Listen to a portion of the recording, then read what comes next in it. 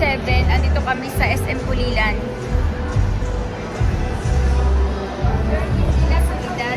Ito siya. Cute naman po niya, oh. Ito naman yung isa. Si Reina del Cielo. Feeling ko hina ng boses mo. Nostra Señora de las Flores.